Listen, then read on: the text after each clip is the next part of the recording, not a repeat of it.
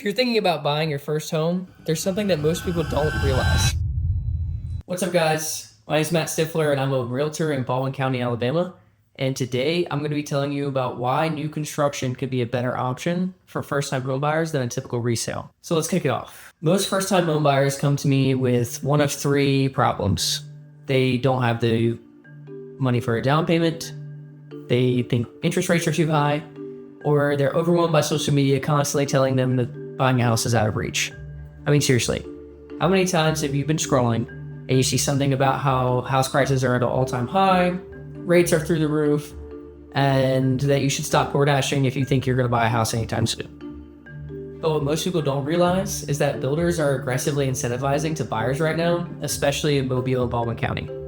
Now, I know it sounds counterintuitive that something brand new would be cheaper than something older, but just hear me out. New construction is cheaper in three ways. You've got builder incentives, closing cost incentives, and lower maintenance. These come packaged in many ways, but it usually starts as a lump sum. I've seen builders offering up to $20,000 in incentives. So let's break it down. Firstly, you have builder incentives. The first way this money can help you is it can go towards what's called a rate buydown. Without getting too deep into lending, a rate buydown is essentially a one-time payment that the builder pays to make up for the interest lost from you having a lower rate. This makes it so the lender still makes his money, but you have a cheaper payment.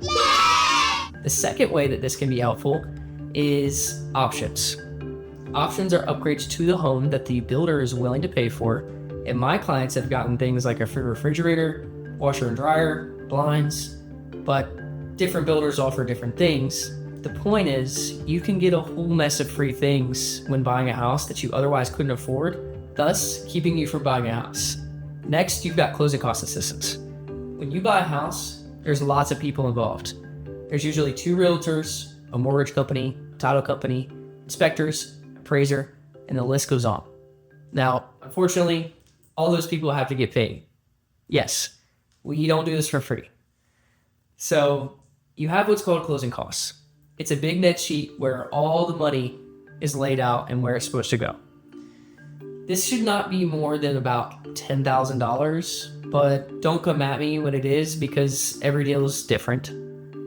Anyways, the money the builder is offering a lot of times gets applied here. You do the math. If you get 10 grand of incentives and your closing costs are only 8 grand, then you just got a house with zero closing costs. If you don't believe me, my latest new construction clients got their home for literally $0 at the closing table. The builder was offering $9,000 in closing costs, and they had a USDA loan, which is 100% financing or no down payment, and they're still in college. So if you're wondering how the heck you can afford a house right now, this is how. Lastly, new construction has lower maintenance. The first thing that sneaks up on people when you buy a house is your old AC unit needs to be replaced, or the age of the roof requires maintenance, etc., appliances go bad, you name it. But with new construction, nothing can go bad because it's all brand new.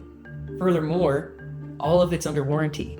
So builders usually have a pretty decent warranty on the home, and your appliances all have their factory warranty because they're brand new appliances.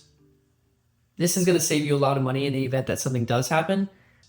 Now, I want to be very clear that new construction is not for everybody.